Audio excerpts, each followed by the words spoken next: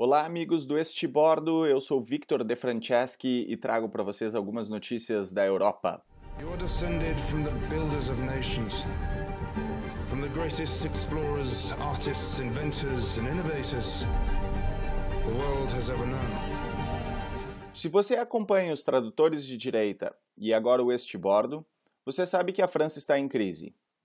As manifestações dos Gilets jaunes, os coletes amarelos, têm causado transtornos em todo o país. No Reino Unido, o Brexit consome todas as páginas dos jornais e o tempo na TV. Na Suécia, o aumento vertiginoso da criminalidade gera consequências políticas.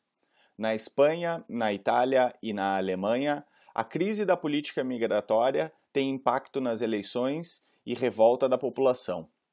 Todas essas pequenas crises têm uma causa em comum: a crise da União Europeia.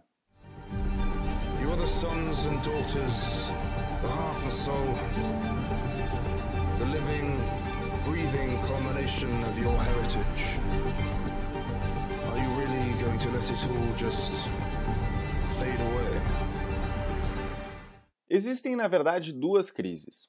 Uma é a crise da civilização europeia, essa de causas mais profundas e consequências mais complexas.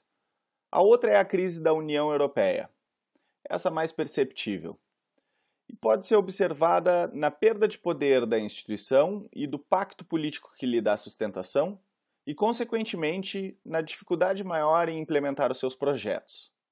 A essa altura, já não é mais possível esconder que o objetivo da União Europeia é criar um Estado supranacional, usurpando poderes dos Estados nacionais, transferindo-os para o Parlamento e para a Suprema Corte Europeia. Iniciada sob o pretexto de integração econômica, a União Europeia agora ultrapassa as prerrogativas de um bloco econômico ao subjugar os Estados nacionais a um projeto social e político.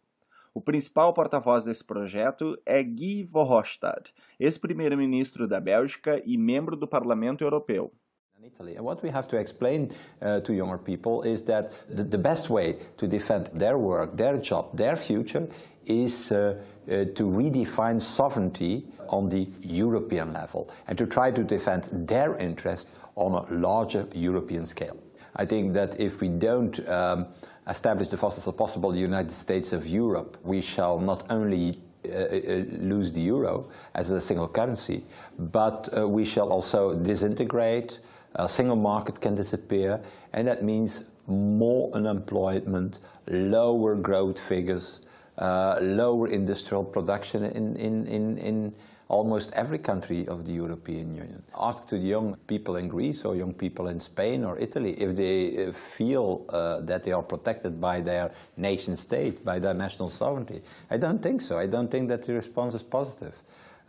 And in fact, in the modern world, in a globalized world, you cannot be protected by national borders or by a national economy or by a nation state. A implementação de uma política migratória irrestrita e a padronização cultural da Europa são algumas das prioridades da elite europeia. Outro projeto que já está em andamento é a criação de um exército comum europeu, sob a desculpa de reduzir a dependência do exército americano e enfrentar a, abre aspas, ameaça russa. A new Europe, a really true sovereign Europe, able to protect its borders, able to protect its interest, is the next thing what we need to do. To stand up, if necessary, against Putin, if it is necessary. Moreover, the reality is that we spend 3 times more than the Russian Federation on military. But I'm not sure that if the Russian army comes towards all borders, we are capable to defend ourselves without American help. It was President Macron in a speech in the commemoration of the First World War who said, totally right, 28 different armies, that's a waste of money, and at the same time, it's also a danger for our collective security, and that has to change in Europe. So, that's our project. Os países que estão mais alinhados com o projeto da União Europeia são a Alemanha de Angela Merkel, a França de Macron, seguidos pela Suécia e a Espanha.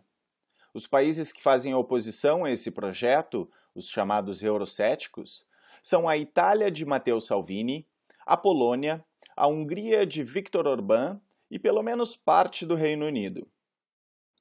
Na França, Macron surgiu como salvador da Europa, o homem que iria derrotar o populismo. A The Economist dedicou uma capa ao presidente francês com uma foto dele caminhando sobre as águas. Hillary Clinton, na ocasião da eleição, num tweet afirmou: vitória para Macron, para a França, para a União Europeia e para o mundo. Presidente desde maio de 2017, Macron agora enfrenta a fúria dos coletes amarelos.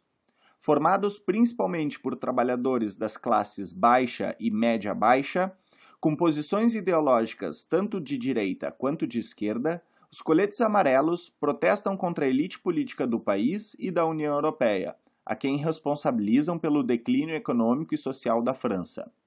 O estopim que fez iniciar a revolta foi o aumento do imposto sobre os combustíveis e energia. O governo justificou o aumento como uma medida para preservar o meio ambiente e reduzir a emissão de carbono no país. A verdade é que o aumento serviria para cobrir déficits do orçamento. Até hoje, Macron não foi visto andando sobre as águas, mas ao menos um milagre ele conseguiu: unir a direita e a esquerda numa revolta popular. Na Alemanha e na Suécia, o fracasso da política migratória foi o principal responsável por derrotas históricas dos governos. Em outubro, o partido da primeira-ministra da Alemanha, Angela Merkel, perdeu as eleições no estado da Bavária, consolidando o já previsto declínio do governo. A AfD, ou a Alternativa para a Alemanha, partido conservador anti-imigração e eurocético, foi o principal vencedor das eleições. Na Suécia, as eleições de setembro apresentaram uma situação sui generis. Apesar da boa performance econômica, com baixo desemprego e superávit das contas públicas, fatores que poderiam garantir uma fácil reeleição de qualquer governante, ainda assim, a coalizão de partidos governistas, liderados pelos sociais-democratas, perdeu muitos assentos no parlamento. A situação ficou tão difícil que um novo governo só pôde ser formado agora, na metade de janeiro. O primeiro-ministro segue sendo do Partido Social Democrata, mas seu poder agora está extremamente reduzido. A razão pela derrota histórica foi o incrível aumento da criminalidade nos guetos dominados por imigrantes, principalmente nas taxas de homicídio e estupros. O Tradutores de Direita repercutiu um pouco dessas questões em artigos nos últimos anos. Na Itália, o nome em alta é o de Matteo Salvini, que em 1º de junho de 2018 tornou-se vice-primeiro-ministro e ministro do Interior, e é quem atualmente dá as cartas no país. Com discurso forte contra a imigração irrestrita de supostos refugiados, Salvini fechou os portos do país para os barcos de ONGs que traziam centenas de milhares de refugiados do norte da África todo ano. Como resultado, o número de imigrantes embarcando na Itália via Mediterrâneo caiu de 120 mil em 2017 para 20 mil em 2018. A Espanha, numa demonstração de superioridade moral, prontamente se ofereceu para receber os imigrantes. Assim, o número de imigrantes chegando na Espanha via Mediterrâneo subiu de 22 mil em 2017 para 60 mil em 2018. E a insatisfação da popolação com o governo do socialista Pedro Sánchez já começa a crescer. Tutti gli altri è finita la pacchia. Non è in questo decreto, ma ci stiamo lavorando e porteremo i risultati entro ottobre al taglio dei 35 euro famosi. 35 euro al giorno per ciascuno di questi ospiti che sono profughi in pochissimi casi. Diamo una sforbiciata anche ai furbetti italiani che approfittavano dell'immigrazione di massa e a quegli avvocati, pochi ma che screditavano l'intera categoria, che facevano ricorsi e controricorsi assolutamente infondati per migliaia di immigrati e a cui lo Stato pagava pure il rimborso di questi ricorsi infondati. Assolutamente si taglia. Há poucas semanas, Salvini instituiu uma nova lei em que retira a cidadania italiana de imigrantes condenados por atos de terrorismo ou crimes graves. Já na primeira semana, 500 pessoas foram extraditadas do país. Graças a medidas como essa, que batem de frente contra a União Europeia, Salvini tornou-se um dos mais populares líderes da Europa, mostrando-se corajoso ao dar nome aos bois e expor o que realmente se transformou do projeto europeu. E c'è un signore nel frattempo che ha pubblicamente dichiarato che ha messo a disposizione della sua fondazione privata 18 miliardi di euro, 18 miliardi di euro, 18 è la manovra economica, 18 miliardi di euro. Andate a studiare lì, non la nonna Peppina, gli amici degli amici in comune. Open Society Foundation, fondazione per una società aperta. Open Society Foundation, George Soros, affiliati in tutta Europa, investimenti per la promozione della democrazia nel mondo di 900 milioni di euro all'anno. In Italia finanzia decine di ONG e di Onlus, vi lascio immaginare di quali settori stiamo parlando, e lo mette nei suoi compiti statutari: immigrazione incontrollata, apertura del mercato delle droghe, ridiscussione degli stereotipi sulla famiglia e sui generi, quindi basta questa roba, la mamma e il papà, che palle, e il bambino che ha la mamma e il papà. Sai quanto è più bella in una società aperta il bambino che ha 6 papà, 3 mamme, 18 bisnonni, 6 cugini, che poi cambiano sesso in base a come si alzano la mattina, è più fluido, è più rispettoso, e poi ogni tanto si fanno 3 canne perché la società aperta non conosce confini, non conosce limiti, non conosce... Questo è il progetto che voglio lasciare ai nostri figli. Perché? Perché poi non viene fuori un uomo e una donna, viene fuori un numero, un oggetto, senza diritti, senza storia, senza pensiero, senza nazionalità, senza identità, senza desideri, senza sogni. Stanno rubando i sogni, perché se tu hai l'unico problema del mutuo di 700 euro che devi tappare a fine mese perché non ce la fai, che tempo ti rimane per sognare? Sono nemici molto organizzati, molto danarosi, noi ce la faremo, perché la storia dice che ogni tanto i popoli, quando si svegliano e si rendono conto di aver ragione, di essere a rischio... Salvini não apenas se mostra disposto a resolver os problemas da Itália, mas busca também formar uma coalizão anti-União Europeia contra os países. Há poucos dias esteve na Polônia com a declarada intenção de formar uma frente contra o eixo franco-alemão. E quindi, visto che l'Europa è stata abituata per anni a parlare di asse franco-tedesco, noi ci prepariamo a un nuovo equilibrio e a una nuova energia in Europa, e Polonia e Italia assolutamente saranno protagoniste di questa nuova primavera europea, di questa rinascita dei valori veri europei, con meno finanza, meno burocrazia, più lavoro, più famiglia e soprattutto più sicurezza. Il lavoro mio e del collega è quello di garantire la sicurezza si garantisce non aiutando scafisti, trafficanti e ONG complici, ma difendendo il diritto dei singoli paesi a proteggere i loro confini. E chiunque ceda ai ricatti di Bruxelles o delle ONG non fa un servizio alla sicurezza non solo degli italiani ma degli europei tutti. Chcemy Unię Europejską wzmacniać, chcemy dbać o bezpieczeństwo Unii Europejskiej, dbać o bezpieczeństwo naszych obywateli, dbać o bezpieczeństwo całej wspólnoty, no i reformować ją w takim kierunku, aby była rzeczywiście bliższa obywatelom, a może w mniejszym stopniu bliższa. Na Hungria, o primeiro-ministro Viktor Orbán representa a resistência contra o projeto federalista da União Europeia, e por isso ele é odiado pelo establishment europeu.